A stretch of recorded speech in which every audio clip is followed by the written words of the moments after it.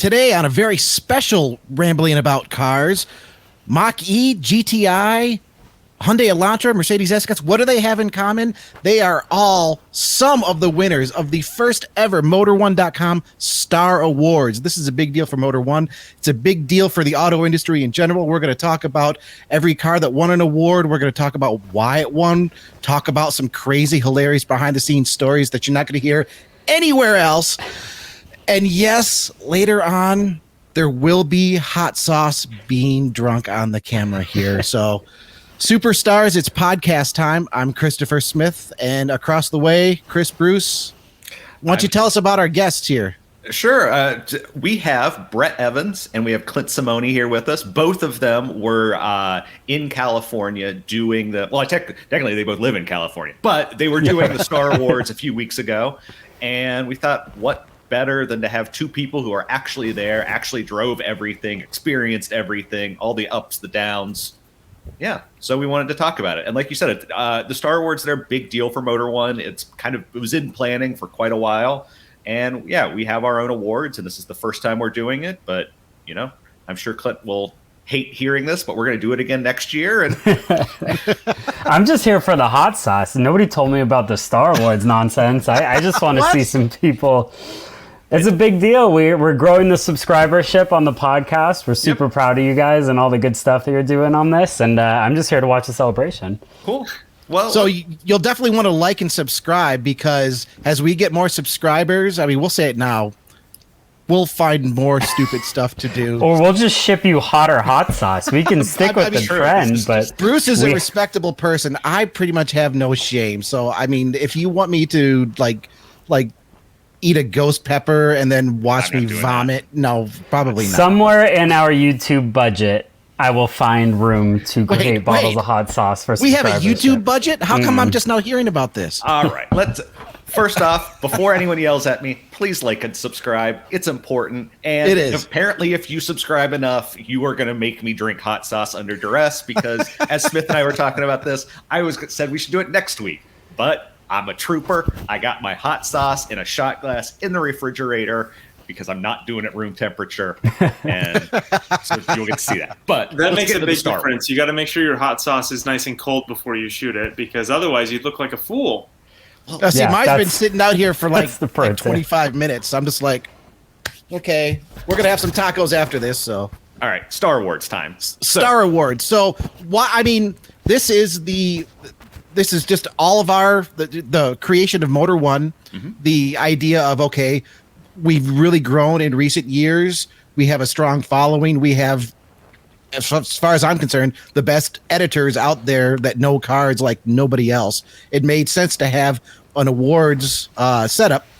Brett, can I start with you? Can you just tell us a little bit about the various categories, because it's not like best SUV or best compact car under 20 grand. I mean, there are some very unique categories, I think, here for Motor1.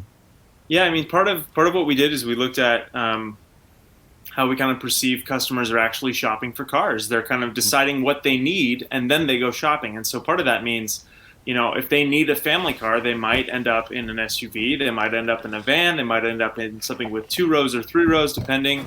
Kind of the same with the best value vehicles. That could look like a compact sedan. It could look like a small SUV. So we really kind of left the door wide open. We had a few different categories. We had best value, we had best family vehicle, best adventure vehicle, best luxury vehicle, best EV, best performance vehicle, best truck, and then our final category was just our Editor's Choice Award, and we let that one be wide open to every competitor in our test. We kind of identified a few vehicles that would compete in each category, and we did that based on the score that they received in a Motor1 review from the previous year, and from the previous 12-month period, and kind of brought all of them together and just started evaluating them. And it was a whole lot of work to get all these 17 vehicles. 17 was it? Lined up in one place and get them tested thoroughly within that week. It was a ton of work, but I really think we carried it off beautifully. So that was a period of 1 week, 17 different vehicles. That was all done out in California, I believe. Yeah, we got them all together in one place in our little home base. Got a nice little Airbnb near Santa Clarita and got them all under one roof, so to speak. And so we just kind of had all day long to run out and do a quick run in the vehicles to make sure that we were kind of giving everything enough seat time to really give it a good, fair shot at winning a Star Award. So it was a ton of work. We had all the editorial staff in one place for the first time in who knows how long. I mean, I've been on the team for more than a year and a half, and I still hadn't met Jeff and Brandon in the same place at the same time. So that was great, having everyone all under one roof at the same time. And it was a ton of work. Clint will testify. He was running around like a madman, making sure we had enough video and photography shot for all the vehicles. But again, I really do think we carried it off pretty well. Yeah. Well, speaking of Clint and Brett, we have you guys. If you want to go to Motor1 podcast at YouTube, so you can see what we're talking about. They have the video up there of the first vehicle that we're going to talk about right now. The 2021 Hyundai Elantra Hybrid wins Motor1 Star Award for, drumroll, best value. It's an interesting category and an interesting choice. I'll just toss it to Clint and Brett. I mean, can you guys just tell us a little bit about why the Elantra got this win? I will say that Brett was the one that convinced me over time to choose one over the other as we kind of deliberated between the cars. The Honda Civic is phenomenal. The Volkswagen Taos is phenomenal. And I want to actually say that I'm proud of the fact that in these awards, we didn't just pick high dollar, $100,000 cars. We know that every shopper has a different budget. So we wanted to make sure we ran the gamut on affordable cars as well. Because as you guys know, you write things every day. The average price of a new car is going to the moon. So there has to be things that are still affordable for the everyday shopper. And these are three unbelievably good options for people who want to spend, call it less than $30,000 on a brand new car. Ultimately, the fact that the Hyundai in hybrid form is the same price as a Civic in non-hybrid form sold us. The fact that you can do 52 miles to the gallon and have a comparable interior, a comparable driving experience, comparable horsepower to the alternatives just made it sort of too good to be true in the end. The small caveat might be that the looks aren't for everybody, and I'm everybody, but I know that goes into subjective territory. So if you do like the way the Elantra looks, you can't beat it. I mean, I've talked to a few people just out here in South Dakota where I'm at. Admittedly, I do live in the land of trucks and SUVs. Yeah. A lot of people out here aren't happy with the way the Elantra looks, but I guess I'm in the minority of that because, and that's odd because I'm generally not a fan of big grills, and it has a fairly large grill, but I think, and I've said this before, I think Hyundai and Kia are just killing it right now with design. Yeah. And I think that's a really good looking car, and I think that's a very interesting and a very justified choice. I don't want to take away from it because it did win the category and it deserved it, frankly. Design subjective. There will be people who like the way it looks, and you know what, the interior refinement, the way it drives, and ultimately just how efficient it is for the money sold us as a team. So I got to ask, why did the Taos make the three finalists, I guess? Because to me, that is a car that does absolutely nothing for me. It does. I'm glad you said it. Mr. Evans, don't let me speak for you, but I think we like the Taos more than the Tiguan, which is bigger and more expensive. Yeah, absolutely. I think I come from a very similar background, Bruce. I did not go into this thinking I was going to enjoy the Taos very much. Yeah. But within one or two miles, you really kind of feel that this thing wants to play. It kind of has a lot of that in-baked Volkswagen Golf DNA that feels really special, and it definitely is much more interesting to drive than you'd expect, it being a front-wheel drive, 4-cylinder crossover. It's got a lot of personality, and it's actually pretty surprisingly enjoyable. So, and it's cute as hell. Look at it. The proportions on it are great. I love it. It's boring as sin. No, that's the Civic, which is also a car that I love. Yeah, the Civic's pretty boring too. You got to take it for a spin. You got to give it a chance. Yeah, the best part really about it is good. it makes some pretty fantastic turbo whistle and wastegate noises. Like so much surprising noise coming from under the hood. It's a lot of fun. Okay. Well, I'll Okay, take your hey, word for it then. we'll listen to you on that one. Yeah, I believe you. You guys have driven it. I haven't. So You know what? definitely. From best value, and by the way, folks, all of these articles are over at motor1.com. You Yeah. can see a very comprehensive write up on each choice. And video. Let's give Clint and video. Kyle a shout out. They did. Yeah. They worked their butts off making videos for all of these. Ton of it. We'll make sure the link is in the description of this podcast for totally. all of the coverage from the Star Yes. Awards, all of our 8 different categories, I think, with everything in there. And I found it very interesting that because you release these in a certain order over the course of a few weeks, following the best value was the best luxury vehicle, which is, well, I don't know if it's the most expensive on the list. The last vehicle, I suspect, may be the most expensive, I guess, depending on the trim. But It's amongst the most expensive, certainly. best luxury vehicle, Motor1 Star Awards, 2021 Mercedes-Benz S-Class. I mean, I think there are a lot of people out there that would say, well, that's kind of a no-brainer, but why don't you both give us a little bit of insight as to why the S-Class takes it? It's worth noting, since you mentioned price, it's worth noting that for all of our Star Awards competitors, we did cap them to $150,000. You know, we obviously wanted to get the cream of the crop, but we know that when you're spending more than that, you're not really looking for a whole lot of buying advice. You're just buying what you want, what you think looks best. So we did cap it, speaking of price, but you're absolutely right. The S-Class was probably our second most expensive vehicle in the test, well over $100,000. And yeah, I think it was about 1,000 or 2 under our cap. Yeah, I think wow, it was okay. about 149. We can see on that story right there, it'll tell you. But So S-Class is not cheap anymore, what folks. does that Not it get ever you? was. What S-Class does was that- never cheap. No. but- What does that price get you? That makes this better, because I know you had the Genesis G80 in there as a contender, and I love the G80, and the G80 is going to be a lot cheaper. Tell me why the S-Class cheaper. takes it. I think what's important to say, and it's a little bit of a challenge in our format and advocating for this, the cars didn't compete directly against each other. I know that seems silly because there's 2 cars as finalists. They competed against our criteria for each of the Right. categories. So we did evaluate them and consider value as part of the overall equation in evaluating each car. So yes, the S-Class is far and away more than expensive. You can pretty much get 2 G80s for the price of 1 S-Class. But as a definition luxury vehicle, and the way we were defining the category, the S-Class, once again, as it's done several times in the past, sets the bar.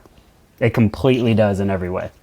And just real quick, we're looking at the pricing here now. You can actually get 2 G80s and still have a few grand left over in your pocket. Price as tested for the ones that we drove here, $66,645 for the G80, $142,090 for the Mercedes-Benz S580. So, But Clint, big difference in price. I'm glad you brought up the measuring criteria, not car versus car, but by the standards of the category itself. Because realistically, when you're talking about a luxury car as expensive as this, even with the G80, that's still not a car that everybody's going to be able to afford. Not everybody's going to be able to afford it. So, taking that into account, it certainly makes sense. But tell us a little bit more about just what's really making the S-Class stand out from the rest. I mean, it just feels peerless. It feels like no other vehicle on the road right now. Everything that it does, every move that it makes on the road, every pothole that it hits, it just smothers everything with just this big, thick layer of creamy, beautiful luxury goodness. And there's just it was impossible to refute that. Taking price into account, there were a few people in our testing cater that really wanted the G80 to win and really insisted that it was a better luxury car for the money. And there's absolutely some merit to that argument. But taking the whole thing, testing a luxury car, there was really no way to refute that the S-Class is just probably the best luxury car before you get into like a, fully loaded Rolls-Royce Phantom. It's just incredibly comfortable and really without equal. I think the S-Class, to put it as simply as I can, if you were to show an alien the best example of what a car can be in the year 2021, I would show them the S-Class. It is the peak example of what a car can be right now. Huh. That's an interesting way to put it, but it's also a very impressive thing to say about it. That It's been a long day and a lot of caffeine, so I'm really shooting from the hip at this it's really point. good just because that it expresses like this is, it's not the fastest car in the world. It's not, it's certainly not the cheapest car in the world. But if you want if you want to show everything that a vehicle can be, the S-Class still does it and has done it for a while. And it's just kind of, it's like reading an answer off of a test. Like S-Class is the best. It just, yeah. So there you have it. The Motor1 Star Award winner for Best Luxury Vehicle. Also, Earth's ambassador to Babylon 5. Yeah. That's right. Very, very well done. It lights up like a spaceship inside, so I feel like it's an appropriate vehicle. That's okay. That's a good point too. Let's move on to the next category, Best EV. Oh, I'm loving the talk that's going to happen about this one, because the Best EV winner, 2021 Ford Mustang Mach-E, not a Tesla. And I know there were a lot of Tesla people that were like, "What's going on?" But can you kind of explain, first of all, was there even a Tesla vehicle available to test? As a rule, generally for the entire automotive media industry, the answer is no. Mm-hmm. Like there's not a whole lot of Tesla media vehicles out there.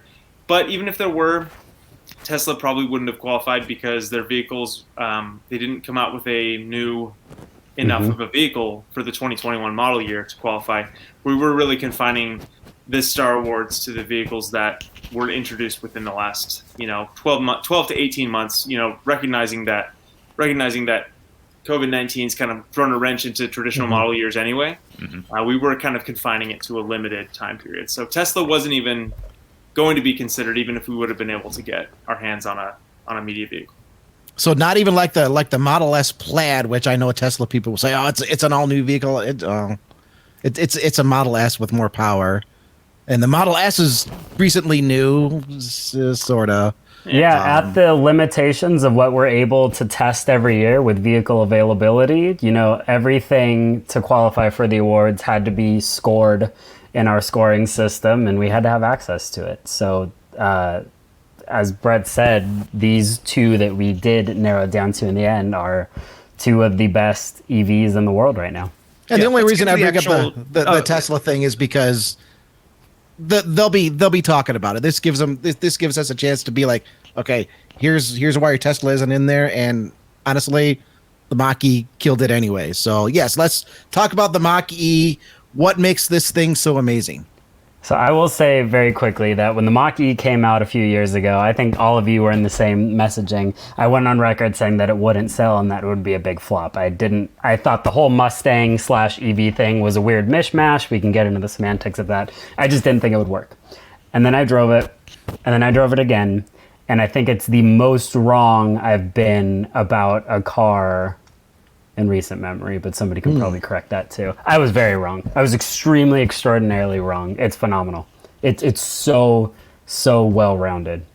And it's selling like hotcakes. They've already burned through the 2021 allotment. Order books are open for 2022. Yeah. And it's getting even better. There's the Mach-E GT now on sale or ready for order, and that's an incredible. I mean, it just takes that like Mustang name and pushes it even a little bit further in the way of performance, and it's a stellar vehicle as well. So they are not slowing down figuratively or literally.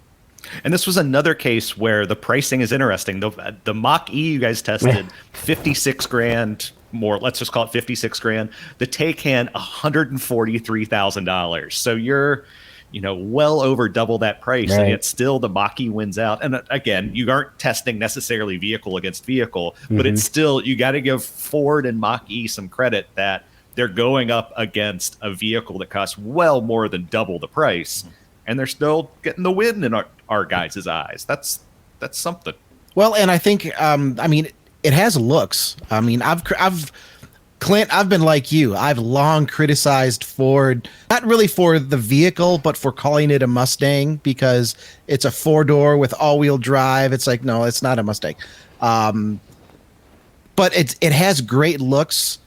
When Ford came out with this and they were talking about the range, for Ford's like first legit EV effort, it seems like they've done their homework. And from what the two of you are saying, having driven it, it's not just a good-looking vehicle. I mean, it actually gets it done on all accounts. Is there any one feature that really stands out on the Mach-E that just makes you say, "Wow, okay, this is the real deal." I'm glad this is the our pick for best EV.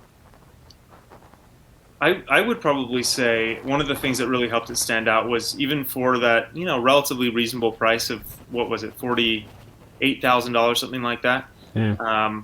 Thank you, 56. My bad. Yeah, base is 42. Yours was 56. Even for that money, it feels pretty well put together. It's got a really nice interior. There's plenty of space for 5 passengers, and then plenty of trunk space. These were some things that we kind of took into account. That, like, yes, we're talking about EVs, we're talking about range and charging and everything like that. And for that matter, the Porsche is literally best in the industry in terms of charge rate and future proofing. But the range of the Mach-E was there, but at the same time, it also just felt like a car. It felt like a normal, comfortable family car that you would go out and shop for if you needed to drive carpool or go on road trips with your family. It just felt like a really nice, pleasant vehicle, on top of also being quick and decent performing. So I'm gonna go ahead, Clint. No, quickly, it's fitted with the availability for Blue Cruise eventually, so we'll get the next level of their driver assistance systems. It's ready to go. It as it is right now, drives incredibly. Brett has driven the GT version. I have not, but even if you don't pay for the performance version of the car, just out of the box, it's so great to drive. They really nailed the dynamics of it too, so it's not a penalty, or does it feel like an economy car, electric or otherwise. It feels like a legitimate performance car. Well, before we move on, I'm just going to nitpick on Brett a little bit because you talked about it being, it's got plenty of room for 5 with lots of space in the trunk. It's like, oh, so it's all the things that a Mustang isn't, right? But here's the thing. I'm actually going to get to drive a Mach-E this coming weekend for the first time. Great. And I'm going to be doing a little write-up for Motor1 from the perspective of a Mustang enthusiast, club person. So I'm very, very interested to see everything that you guys are talking about, how it feels. I totally am on board with it being the best EV. If it's the best EV Mustang, to be continued. Well, we're not done with Taycan either, as I'm sure we'll get to in a bit. So we'll do some more justice. Taycan's coming back. So let's jump then from Mach-E to the best performance vehicle. This one also might be a little controversial because it's the 2022 Volkswagen GTI, which is a great performance vehicle, but I know there are people out there that they'll be like, what? How could you not pick the Corvette? How could you not pick any vehicle with at least double the horsepower of a GTI? So this is your chance. Clint, Brett, tell us why the GTI is deserving of the Motor1 Star Award for best performance vehicle. I mean, the Corvette is an interesting mention. I'm sure we can say it on the record at this point. It did qualify. Chevrolet was unable to provide us a vehicle. So the intent was there, and it would have qualified as a finalist for us. That said, I think this was our most contentious category pick between the two. It was a real battle between the editors in sorting between them. For me, what it came down to in the end was, as you described what a performance car is to most people, the out-of-the-box accessibility of the GTI was much better as a performance car. We took them around the same track, the same canyon roads, drove them both equally hard, and the GTI is just available to almost anybody regardless of performance driving experience. Yeah, it was definitely, we had some really, really harsh lines drawn in the sand on this one, where there were some people who said they would absolutely never vote for one car or the other. And it really kind of came down to a nail-biting, tie-breaking vote kind of a thing.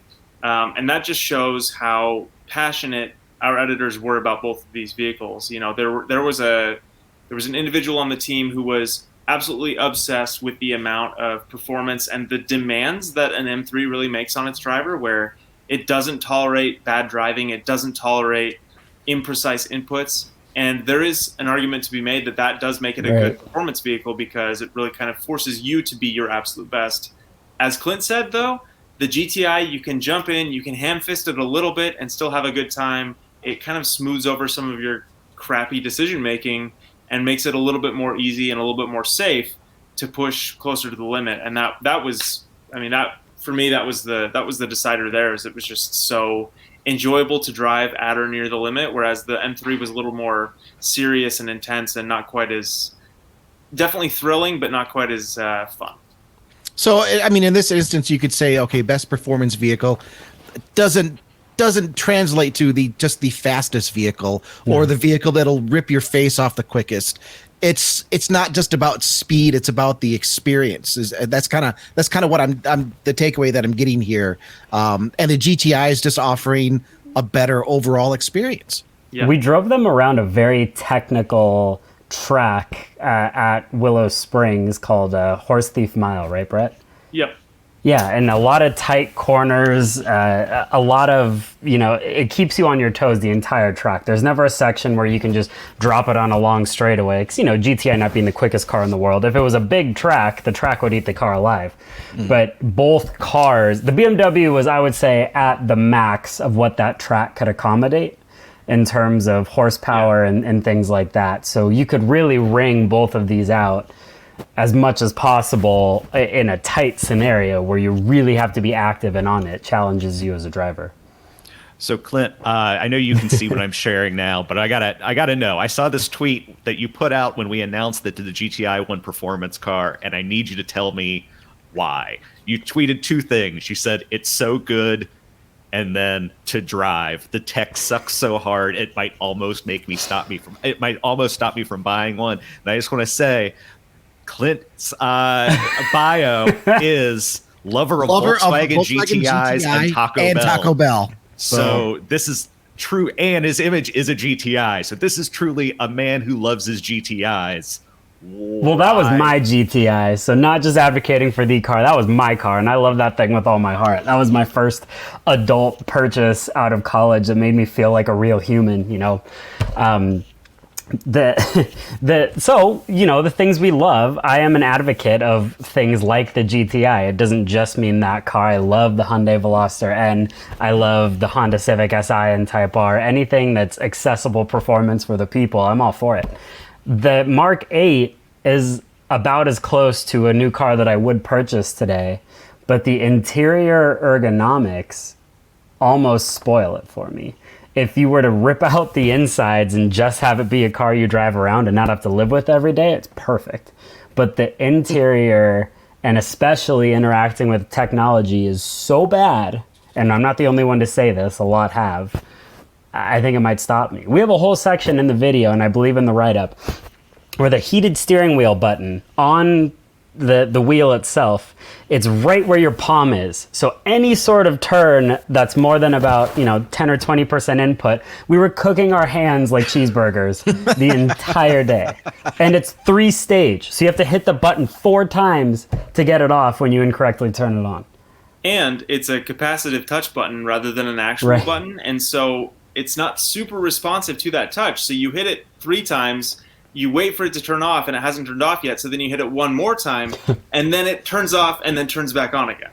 So if it were responsive and quick to react, then that wouldn't be as big a deal. But it conspires to get in your way every chance it can. And that's really a disappointing thing for technology.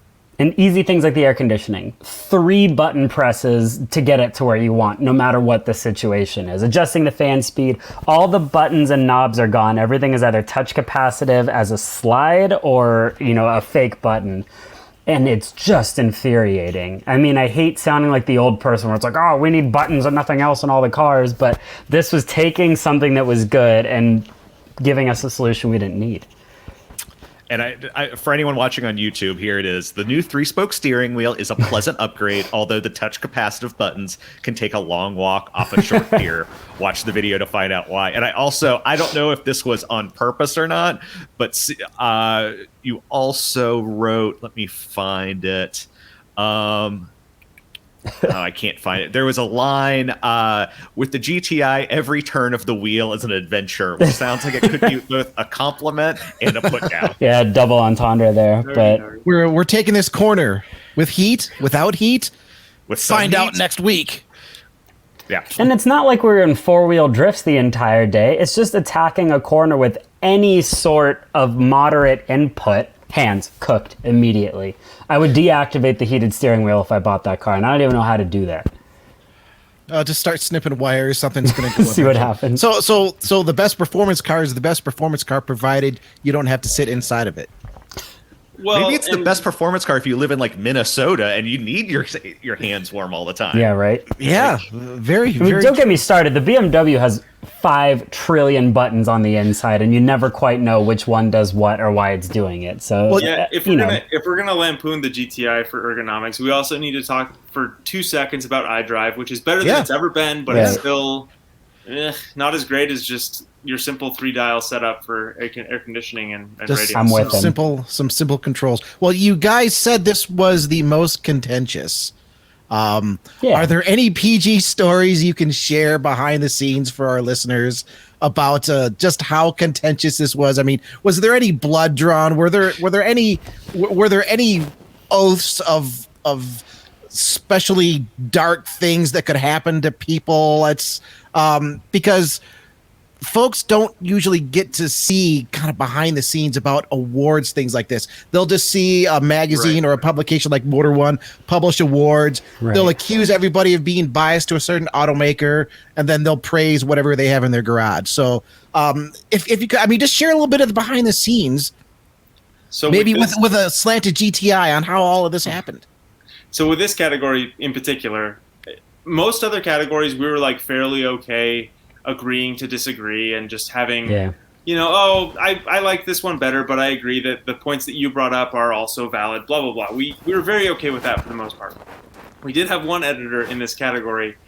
It was down to, we had votes cast where it was 2 people for GTI, 2 people for M3. And there was one editor who was just lapping the track in both vehicles to decide where they were going to come down. They came back and said, GTI. And the M3's most vocal supporter dropped his arms, turned to the side, and walked away for about 5 minutes. And just Wow. And that was it. And it was just like he was livid that we were giving this award to the GTI, not because he didn't like it, but because he just liked the M3 a lot more. And this was one where there were some hurt feelings and some wound licking coming back to camp. And Yeah, but we're all one big happy family, except when it comes to BMW and Volkswagen. Yeah, I think it's important to say too, yes, I might have a GTI in my Twitter bio, a car that I used to own, but that also means I'm the easiest to pick on that car too. The things you love, you have no problem calling out when they don't do things the way you want. I had a lot to complain about with the Mark 8, but ultimately our editorial staff that is completely spread on driving ability too, it was the most accessible for everybody, and everybody was able to have some amount of fun in it, no matter how good you are around that racetrack. And speaking of us all being a big happy family, I do want to share this photo of of editor Jeff Perez, who has been on the show, Brett holding him by the waist, Clint holding him by the ankle, and I think that's Gabe in the back just like looking on, and he was taking this fantastic photo of all the vehicles that won. So We were Well delusional at that point. We just were standing on the backside of the TRX, and Jeff said, "Don't let me fall." So this is the beautiful, we look like a synchronized swimming team. I want to point out one of the replies. You can see Jeff's fiance Morgan in the replies saying, "That's exactly how I hold you also." Which did not seem appropriate for the moment, but I like it no matter what. Okay, this is the thing. There's probably an HR complaint waiting for me from Jeff, but I was legitimately trying to save his life. That's all I was doing there. I promise. Yeah. Hey, no judgment, no judgment. You have to do what you have to do. And Will like, Smith, we had done. 6 or 7 people there moving 17 cars back and forth for a sunset photo shoot. You're just saying things out loud and moving. There's no time to stop and think. So when Jeff said, "Don't let me fall," we all just reached for various parts of Jeff to try to keep him upright. Well, and he was lining up the shot, like standing right there with his eye through the camera, barking orders to the people who were moving the cars for probably like 10 or 15 minutes. Right. So he was just standing trying to get it perfect. And so, yeah, he was, this was dangerous, man. This was not OSHA approved. We tried. That's all I have to say is we whatever tried. to give the shot. And folks, you really need to go to motor1.com. Look at all of these articles. Look at the photos because, yeah, they knocked it out of the park. This looks and feels like something that Buff Mags. You already drink that hot Buff sauce and you Mags. didn't tell anybody? I didn't drink the hot sauce yet, but I do have a little bit of pineapple rum in here. I'm not going to lie. I mean, it's something that the Buff books have been doing for 30, 40 years. And you guys, one take, okay, with several takes in between for 1 week, just knocked it out of the park. We appreciate that. Bruce, let's since we're halfway through the list here, do you think now is a good time for a little intermission? Do you want to read? We got some comments. I got a few comments that I can read up here. If unless so you have there's some. one that was emailed. Let me look. It was either emailed specifically to me or to pod. It was emailed to podcast. Our friend Josiah. No. I'm going to read Elias's comment. Oh, Elias. That's right. I forgot about that one. I'm so sorry. Josiah emailed us too, and Josiah also commented. I'll read that here in a sec. It's just that we generally kind of read the YouTube comments. I just want to give people, I want to show that I'm looking at the email and that I see those too. And so, he's saying great show. He gives a quick supercar on the road spotting thing because of you with the Veyron. He says, about 4 years ago, I just started a new job. I found out that a senior colleague of mine was a big gearhead. We immediately hit it off and started talking about cars, motorsports, and so on. Fast forward 2 years after our initial discussion, and he casually mentions to me that he owns a Ferrari 430. Needless to say, I was angry because he hadn't told me sooner. But excited about the possibility of seeing it in person. My colleague actually exceeded my expectations. A couple of days later, I got to ride the passenger seat of his Ferrari for the first time, and I was giggling like a 5-year-old the whole time. Yeah. Worth mentioning that he also offered to let me drive the 430, but honestly, I think I would have been more stressed out than excited when attempting to drive a $250,000 supercar on busy city streets. And then he also asked one question for you, but in regards to the new Range Rover, I'm curious what iteration of the Range Rover was considered a true off-roader? And that comes up because, Clint, I don't know if you watched last week's episode, but we were watching the video you made and looking at the pictures of the new Range Rover. And one of my big complaints about it is it doesn't look like a vehicle you could ever take off-road because the wheels are so big and the ride height is so low. So I think we actually got a comment in the similar vein on YouTube. And so I just wanted to address that. And Can I remind you that you can get 22s with low profile tires on a G63? Like, you just got to order it the way you want it and it'll do things. Yeah, but okay, so here's a first gen, and you can see there's a decent ride height. It's still a very upright vehicle. It looks good. Hold on, I'm gonna flash. Remember forward. that in the video, that car is on air suspension and the bags were low for entry and exit. Go up and down.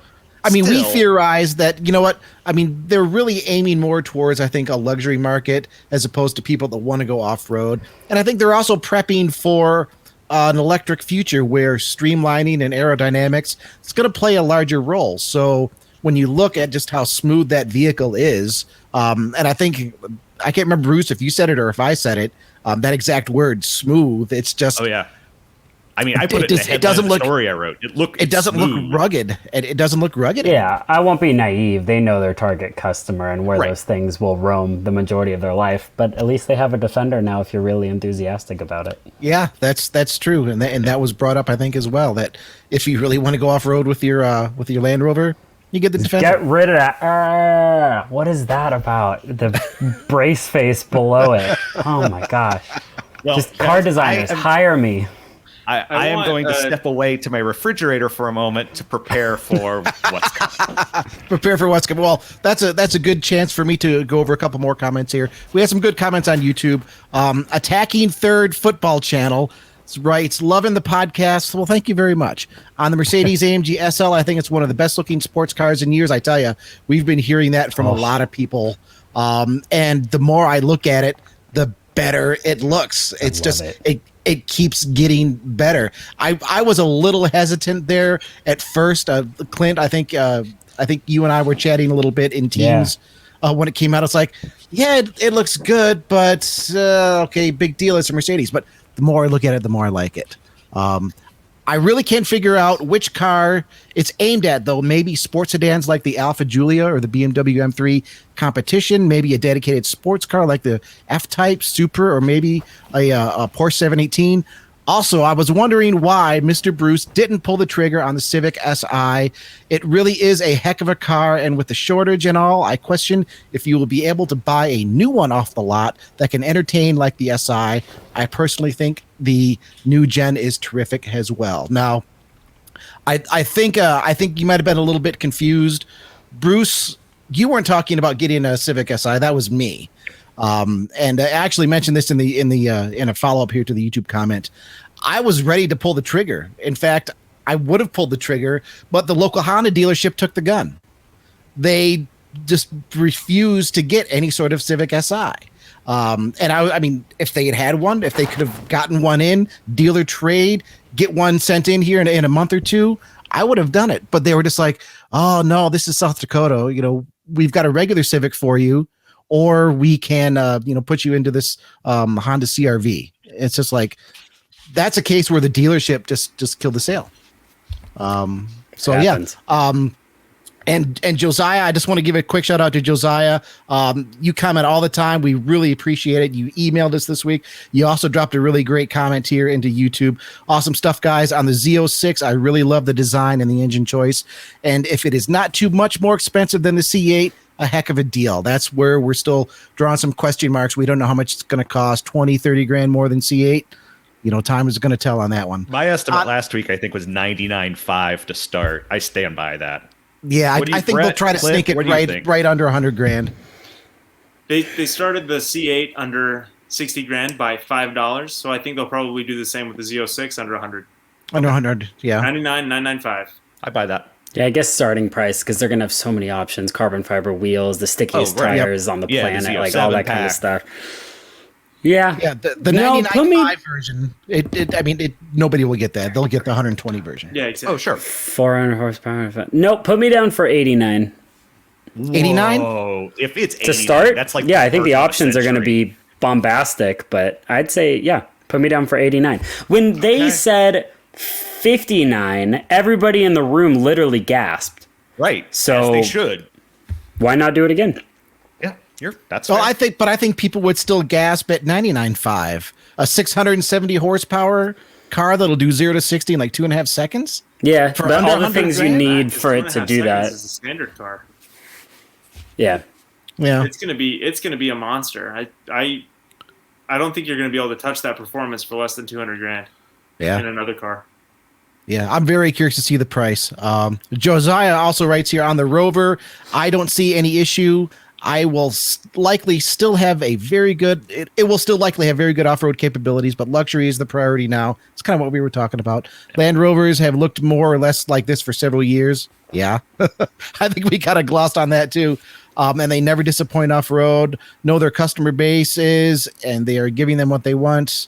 I'm going to jump here ahead a little bit. On the Mercedes SL, I'm really blown away. It proves that the brand still cares about enthusiasts and can still pen beautiful designs. Yeah. Most beautiful rear profile, though, I would go the Aston Martin Vantage, in my opinion.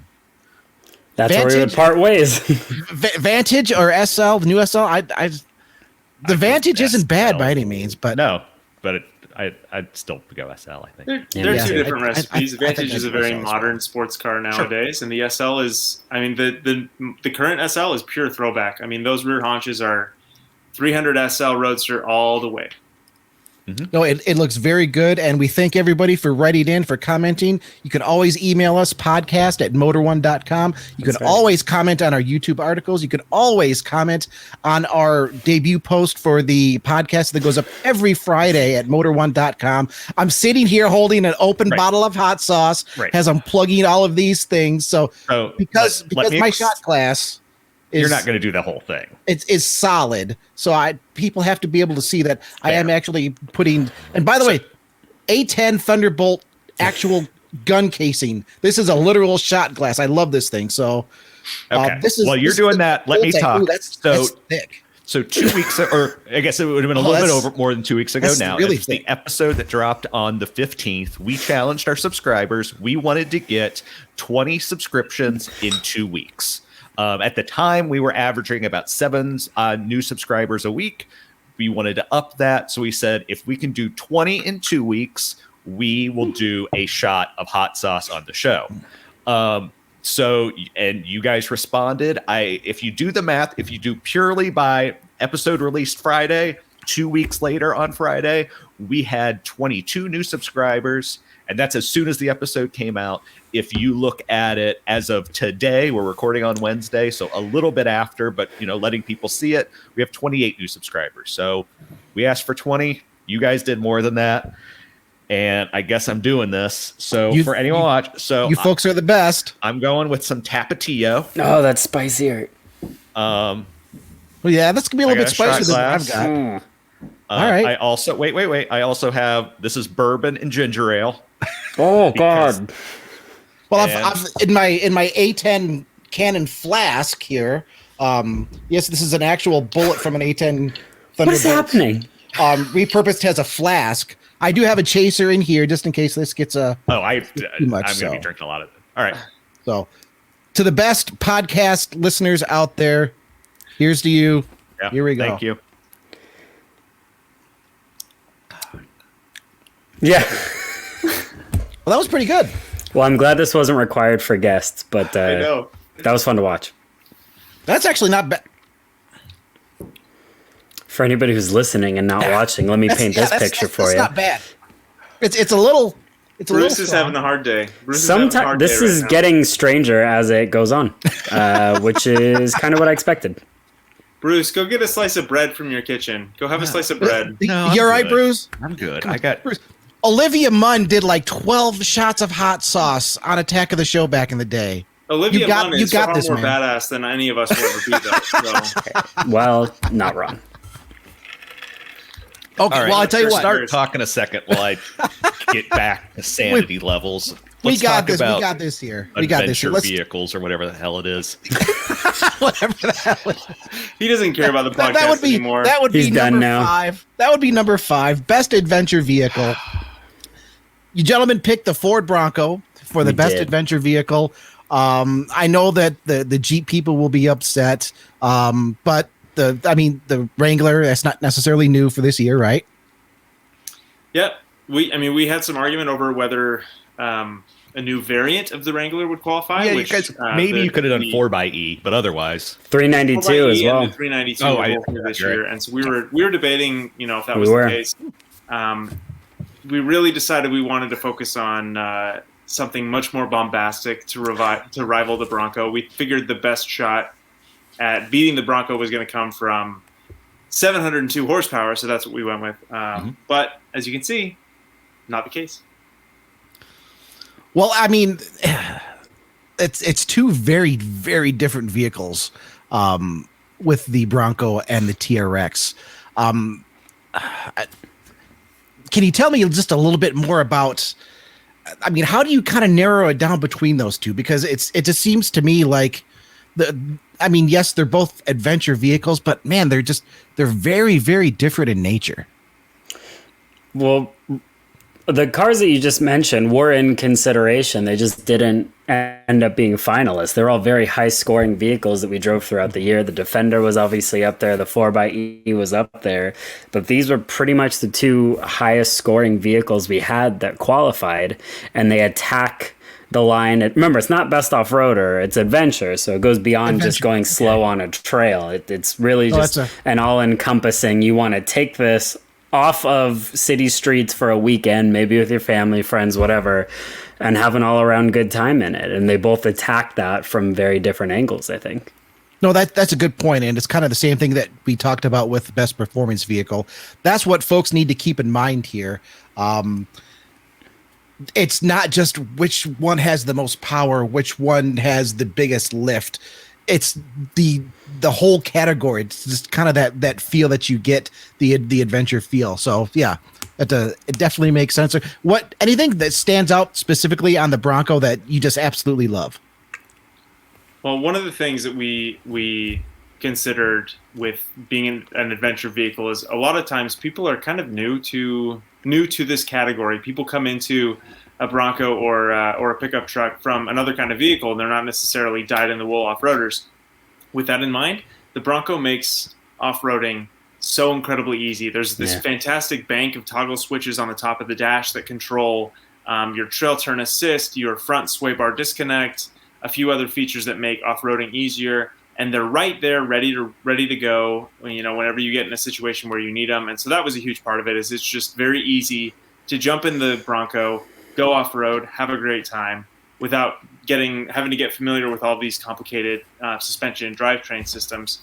On the other hand, one of the other really important parts of this category is trucks and SUVs are among the most highly customized, most highly accessorized vehicles. People don't tend to leave trucks and SUVs stock for very long, and the Bronco has an absolutely massive catalog of Ford-approved, Ford-designed accessories that you can build right into your financing if that's something you want to do. And so it makes it really easy to turn a Bronco into your perfect off-roader, more so than it is the TRX, as good as that vehicle is.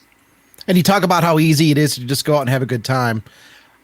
If somebody were to just jump into a 702 horsepower pickup truck without having any real experience with trucks or off-roading or even 700 horsepower in anything, I could see that being a little dicey. So you could, honestly, it's not the power that'll get you, it's the size of it. I think it's just your left and right.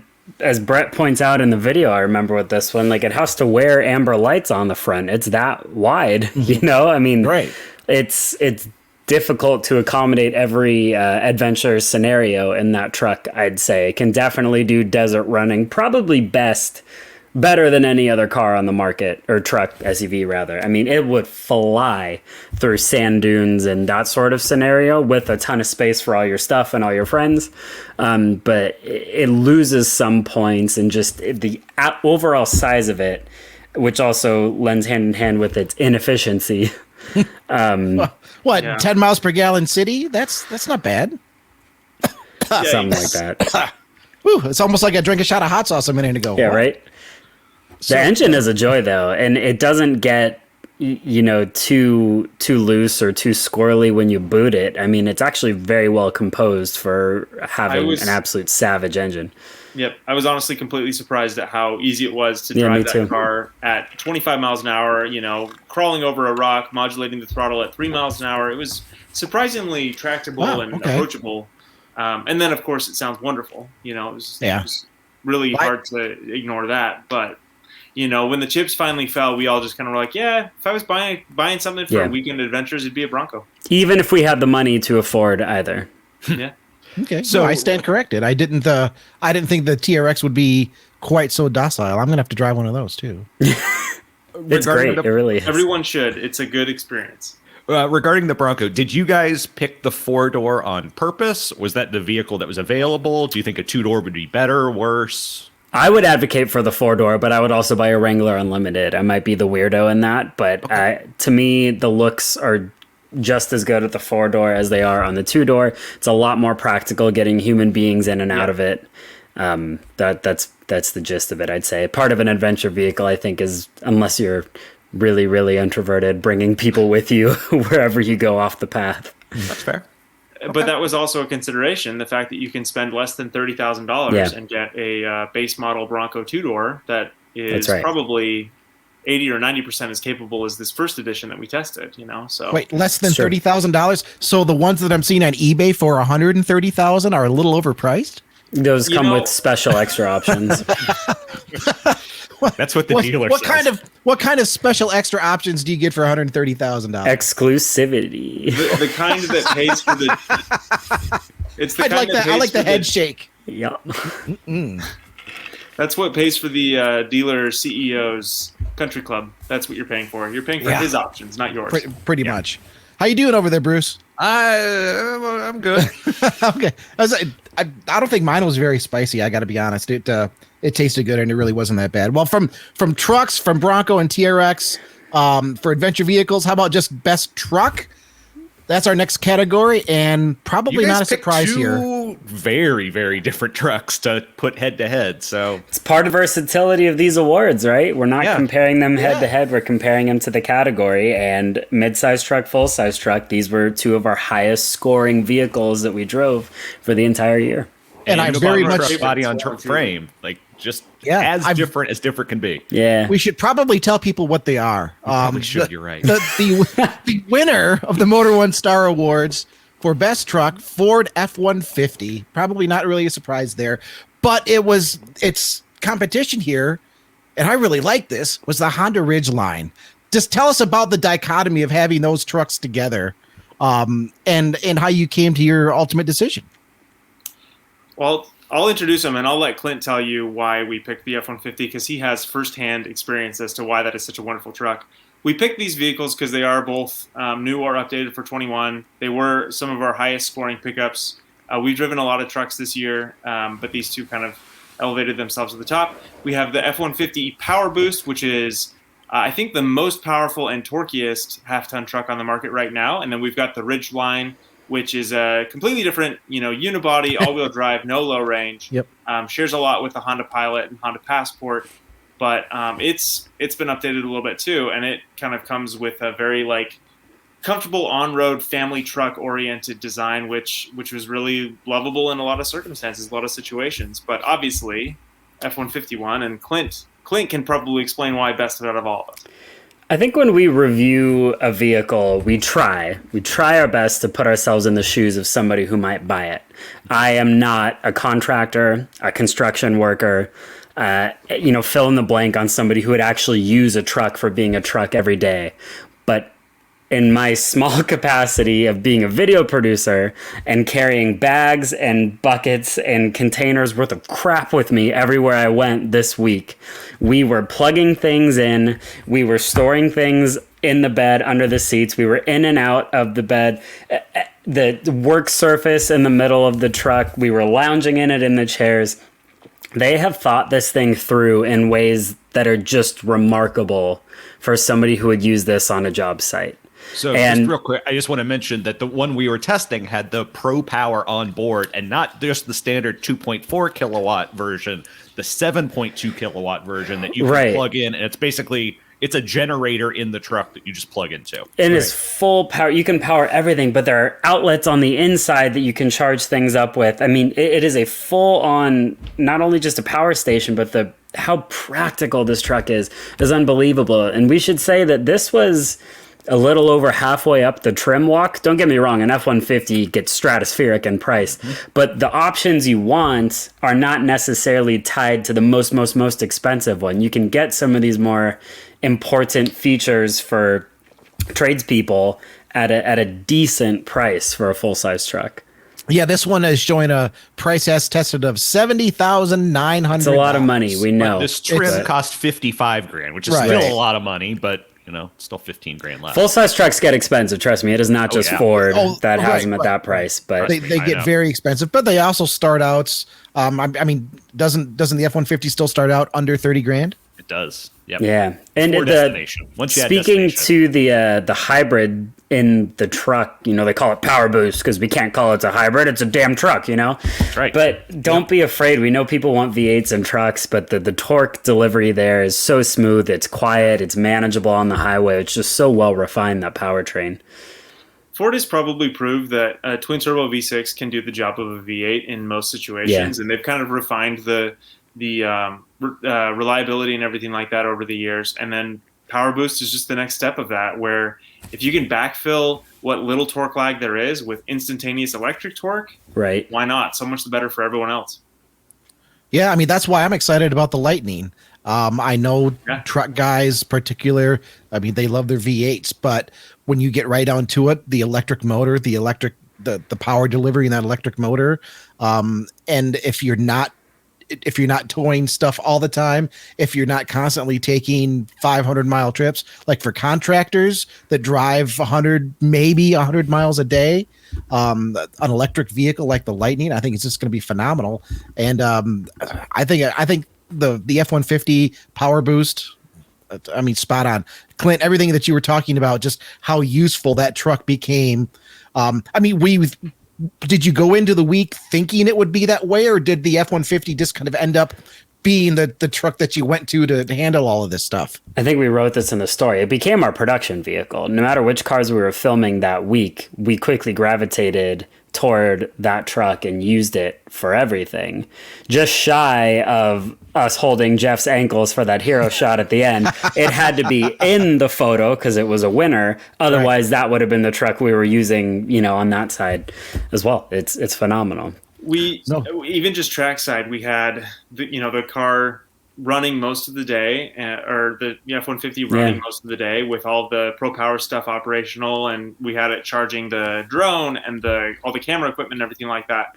And we kind of used it to like relax and recline in the air conditioning. And even with all of that idle time, because of the hybrid battery, we didn't end up actually running the gas engine that much. So we still averaged pretty decent fuel economy, even with the truck just sitting completely idle a lot of the time that we were using it. So it was the only vehicle that went on every shoot. It went to the track with us. It went off-roading with us as well, and it wasn't in contention for either of those two categories.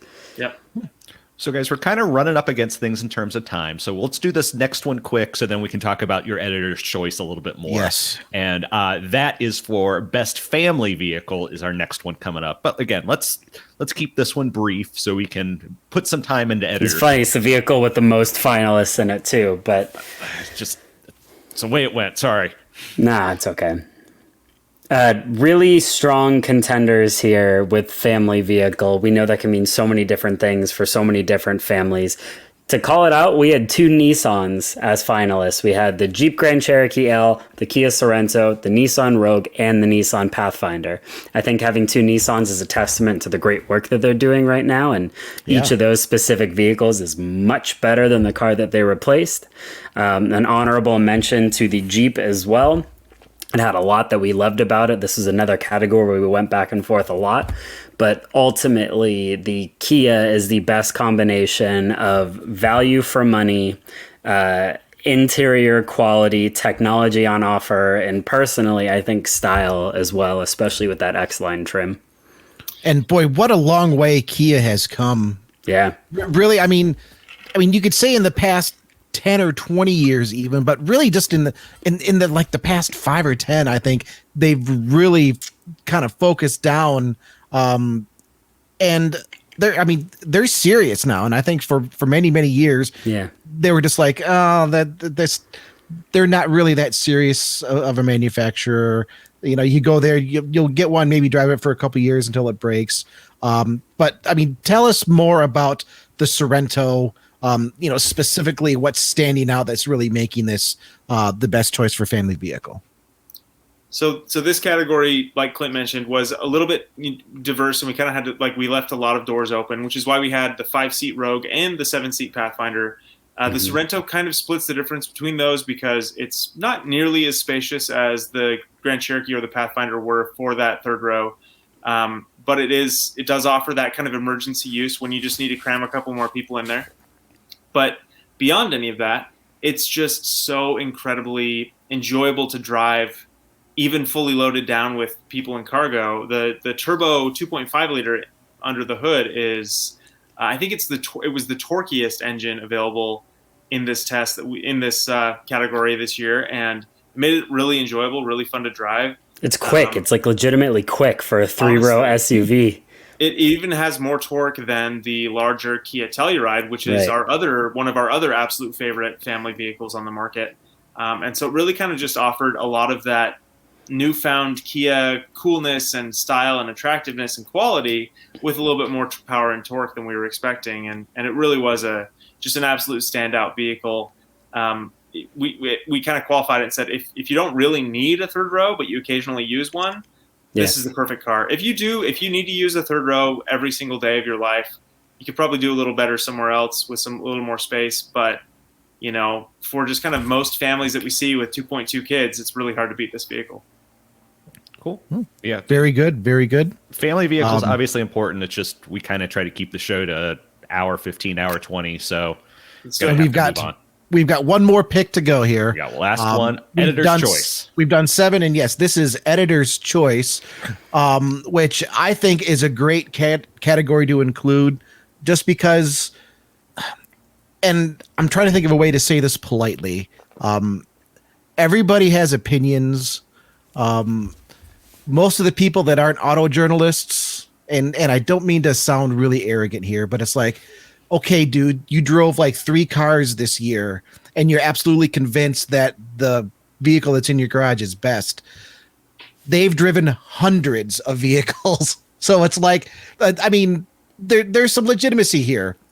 Oh, totally. Experiencing a lot of different vehicles, rapid fire right off the bat, it provides a very unique perspective to offer something like an editor's choice where, okay, gloves are off. Let's just put everything together here, see what we come up with. And Brett, Clint, why don't you tell us what you came up with for the best editor's choice Star Award winner? Well, so for this test, for each category, we kind of had a set of parameters in the back of our heads. You know, best family vehicle needed to be comfortable and safe and relatively efficient. Best adventure vehicle needed to be fun to drive and accessible. Best performance vehicle needed to be a lot of fun and fast. This one, we kind of threw a lot of these like general vague parameters out the window, and we were like, which car do we like? Which car do we want? You know, like what is the purely subjective decision that we can make here? And Clint, I'm going to let you tell the good folks at home why it was the Taycan Cross Turismo. It's just Taycan ironic. Cross Turismo? What? Taycan Cross Turismo. An electric 4-door Porsche hatchback? It's crazy, right? It's ironic that this is the category where we throw away the criteria and just make it about opinions, but this was the category we debated the least amount. It was the car that... I need to hear more about that because... Yeah. With an honorable mention to that F-150, which is a damn hero, if you ask me. This Taycan, I think not to toot my own horn here, but I think I wrote that it's the vehicle that makes me most excited about the future. We know electrification is not only coming, it's already here, but this is something that should make anybody who drives it not dread anything about the future. It is so enjoyable, so impressive, so fun to look at, so fun to be around. It's just across the board an absolute thrill. And the fact that this one came in Mamba green paint with bright yellow brakes and looks as good as it does, it's killer. It's absolutely killer. Yeah. So, I mean, sorry, go ahead. No, I was just going to say, I mean, it doesn't take at all away from the achievement of the Mustang Mach-E in Best EV. We're not saying that the Taycan is the best of the best. We're just saying that it's the one that we wanted more. To that end, you know, the Mach-E kind of just felt like a better everyday electric vehicle. But the Taycan was just so special. It just felt very well screwed together, very fun to drive on a nice twisty road. And it was kind of the one that, you know, when we were going to dinner and we had to take 2 or 3 vehicles to get the whole crew to dinner, there was always a fight over who was going to get to drive the Taycan to and from. It was the car that everyone wanted to be behind the wheel of. So driving impressions notwithstanding, because I mean, it's what, 562 horsepower? Am I correct on that? Yeah. All 4 wheels. It's supremely quick. But the performance notwithstanding, what else is it about the Taycan that's just killing it for you? Brett led into it earlier. The charging infrastructure. I mean, it's ahead of itself. I mean, it can't even charge as fast as it eventually will be able to. It's 800 volt right now, and I think it'll do 270 kilowatt for those who haven't plugged in an electric vehicle yet. You're dealing with a situation where you plug in the car, go grab a coffee, come back to it, and it's pretty much completely charged. That's phenomenal. And that's going to make the ease of owning an EV so much better. We understand the cost of entry on the Taycan is enormous, and of course there will be more affordable EVs that are as good eventually. But for right now, where we're at in the electric world, this thing is an absolute trendsetter. Yeah, I mean, we would go down to the local Walmart and take advantage of their DC fast chargers. That's right. a few times during the week to make sure that our cars were nice and juiced up. And the Taycan would add, in about maybe 30 minutes, the Taycan would add probably 150 miles of range, which, again, we're not quite there yet where juicing up an EV is quite as easy as gassing up a conventional internal combustion vehicle. But the Taycan is the closest that we've gotten so far to that level of convenience. Like Clint said, that DC fast charger wasn't even taking full advantage of the 270 kilowatt charging that the Taycan can support. So once the infrastructure is there, this is going to be the easiest electric vehicle to own on the market right now.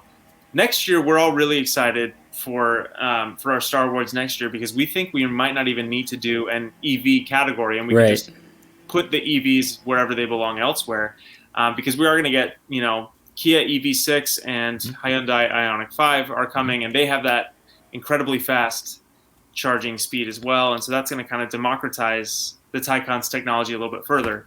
But for now, it just was impossible to say no to this vehicle. With what you can go out and buy today, this is the thing that excites me most about the automotive future. Yep. And what was the price on that? Because that's just under your 150,000 cap. And we scored the entry level Taycan very high as well. Just the base rear wheel drive one, which is a bit cheaper than the 4S Cross. It was just a matter of availability with what we could test for the awards. But yeah, there's two more that are expensive than this Taycan as well. So this one, as tested, was $143,140. I think with the carbon ceramic brakes, right, Brett? Yeah, that one. So there were some high dollar options on it. Yeah.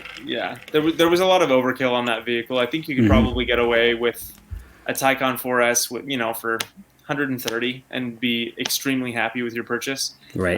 But even at the same time, you get a base Taycan and you still get a lot of that same baked in enjoyable driving experience. Maybe not quite as much power and performance, but you still have a lot of fun behind the wheel taking it through corners. That's for that, $94,000 and change. It's really not bad. And it's interesting what you're saying about next year not necessarily needing an EV only category, because Clint, you mentioned the Ioniq 5, but then I'm also thinking you're going to have the F-150 Lightning, you're going to have the Hummer SUV and the truck eventually, Rivian, things like that they're just within the next 12 months since you guys have done this, there's just going to be all of these other EVs out there that are going to be competing with combustion powered or hybrid vehicles that you probably won't need an EV only category, because there'll be so many out there. Yeah, we're at the cusp of mainstream, and it's a great way to close out this podcast, because next week we're going to do an EV episode next week. Well, it's something that I know listeners have been asking us about. How come you're not talking about Lucid? How come you're not talking about Rivian? How come you're not talking about Tesla? Our colleagues at Inside EVs, they have a great podcast they cover EVs exclusively. So we tend to kind of let them handle the bigger loads. But we're due. We need to ramble about some electric cars. So our EV episode is going to be next week, and we're going to have Can a special we say who our guest guest is going to be? Is that okay? Let's just leave it as a mystery, I think. Okay. But we will have a special guest next week. Okay. And also, like I said earlier, I'm going to have my very first EV experience this weekend. So awesome. I'll be interested to talk about that. Of course, you can always follow us. Podcast@motor1.com is the email. Follow us on Twitter. I'm at CH Writing. Bruce is at Chris Bruce 1985. That's right. Clint and Brett, where can people follow you folks? For me, best way to get a hold of me is on Instagram, where we're posting a lot of our Motor1 video content, which is my day-to-day as well. Yes. I'm at Clint_Simoni. I'm the same way. I'm at Brett_T_Evans, and that's for both Instagram and Twitter, but you'll find me more on Instagram than Twitter. So come find us and be kind in the comments, but let us know if we're doing something truly wrong. And if you're not, at least be funny. Yeah, there you go. Yeah, if you can't be kind, just be cruelly funny. Be cruelly funny and ironic, and we'll read those comments right here on the air. And also, what do you think of the Motor1 Star Awards? What do you think of these picks? We want to hear from you about all of this. Like I said, podcast@motor1.com. You can comment on our YouTube channel, Motor1 Podcast. You comment on our article at motor1.com. You can go to our main Motor1.com YouTube channel, where a lot of these videos are at. You can put comments there. You can write comments on this thing called a piece of paper, and you can drop it in the mail. I'm not giving people my address. You give up your address. Well, I was going to say send them to the Motor1 office in Miami. We'll get it eventually. Okay. In theory, we'll get it eventually. Maybe don't start with that, but Clint, Brett, thank you both very much for joining us. Bravo on the work that you and all of the editors did for the Motor1 Star Awards. That was a Herculean effort. for the first time doing anything like that. Awesome. And next year is just going to be so much better. I'm about ready to get some antacids. How about you, Bruce? My mouth's still tingling. There's a tingle. But as always, good afternoon, good evening, or good night. We appreciate you whenever you're listening to us. And like Smith was just saying, we love all your comments. We love whether they're email, on the post that we put up every week, on the YouTube video, which is where we seem to get most of our comments. We love all of that. We love all our listeners. And I guess I have to say, I hate you for subscribing because you made me take a shot of this. So subscribe more so I can hate you more. Yeah, subscribe more. We'll up the challenge eventually. We'll come up with something even crazier. Ice cream challenge, because I'll come back for that. When's When's the ice cream challenge? I'll come back for that one. What is do I this have challenge? to do for that? Just having to take a shot of ice cream. Okay. Brett's not our challenge maker. That's a different department. So is that a challenge or just like a Thursday night for me? I was gonna say a Sunday night, but yeah, that's. I got it. Ice cream with hot sauce. Oh, I don't like this game. Don't give the people ideas. Done. All right. Well, We'll come up with something. Let's call this. Good night, everybody, and thank you for listening. See ya. Bye-bye.